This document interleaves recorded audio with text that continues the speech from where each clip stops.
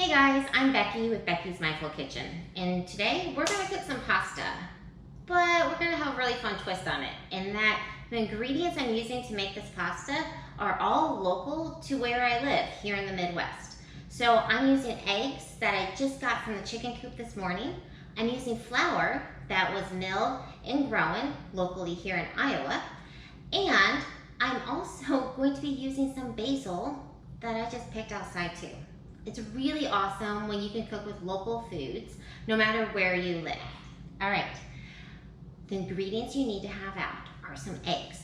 I'm just gonna use one egg today, but if you're making this for, let's say yourself and maybe like a sibling or some parents, you can go ahead and use 2 eggs, okay? You're also gonna need some flour. Just regular all-purpose flour is fine. I'm going to use probably about a cup of flour total, so you don't need a lot. You're also going to want to use some salt, and you're going to need a rolling pin to roll out your dough. You will be boiling the pasta, so maybe that's the step that you might need the help of someone older in your household to help you with. The pasta only cooks for like 2 minutes, so it's really fast to cook, but it takes a little bit longer to make. I'm going to use a fork. I'm going to use either a pizza cutter to cut out my shapes, or if you have a rectangular cookie cutter, you can use that, or a knife. Anything really works, and it's a great chance to be creative another time. All right, crack our egg into our bowl. All right, now we're gonna take our salt. You're gonna do 2 big pinches of salt. And I want you to have fun with that. Don't just go like that. Bring your hand up a bit, and then boom, really get in there, all right? So 2 pinches of salt. Next up, fork. You're gonna beat your egg. When we beat our egg, what we do is we are totally mixing together the yolk, the yellow part in the middle, and the whites, okay? You don't wanna see any kind of separation of that. So beat it really good and become a nice yellow color. All right, last ingredient, the flour. You're gonna start by adding about a ½ cup or so of flour. Again, no exact measurements needed, to your bowl. All right, so I've mixed in some flour. I did about a ½ cup, guys, for 1 egg.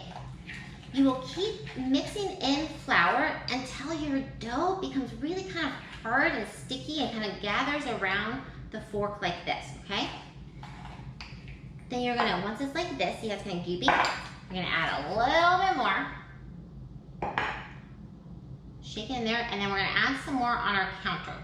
And a little bit of a pile there. You're gonna scoop your dough onto your counter. Make sure you guys' hands are clean, all right? So we're gonna get our hands working on this part. You're gonna gather your dough together into a ball, all right? Again, I just have 1 egg, so it's kind of a small ball. We're now gonna knead our dough. If your dough is super sticky, where it's like, ugh, sticking to your hands, all right? First off, kind of scrape out everything you can, wash your hands up, and then add more flour, okay?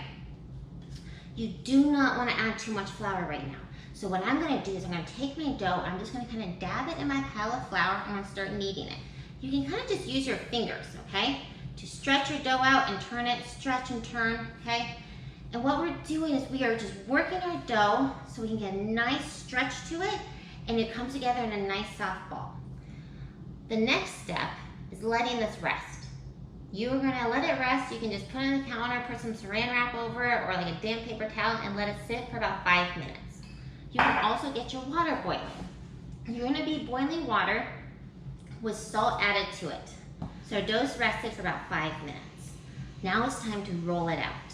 I'm gonna make sure I have plenty of flour on my counter so the dough doesn't stick. And then I'm gonna get my rolling pin.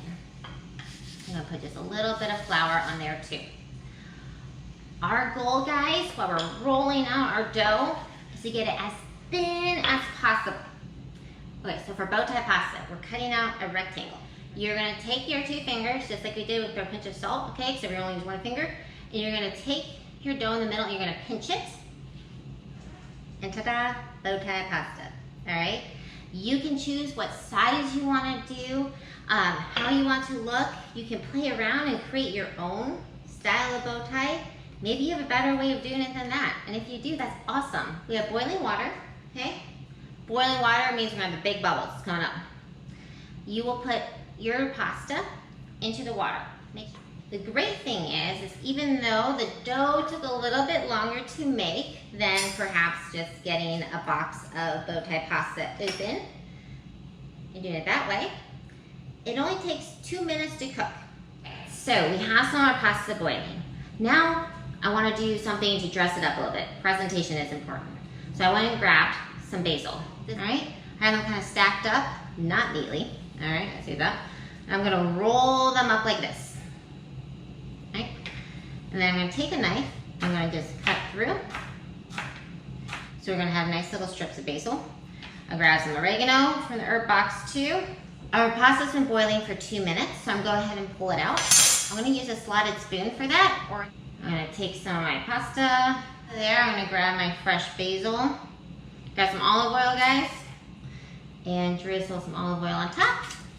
Grab some salt. Sprinkle some salt. And we got pasta. You could throw cheese on top. You could throw spaghetti sauce on top, whatever you want to do. Or you just leave it nice like that. Have fun decorating the sides of the plate with some more fresh herbs. Bring it to your parents. They will be shocked. They will love it. They will think you are the best child in the world, okay? That's how you make fresh pasta. I hope I can hear about some of the great things you guys do with your pasta. I hope you have great success. I hope you have a wonderful, wonderful time in the kitchen cooking, and I hope to see you guys again. Thanks.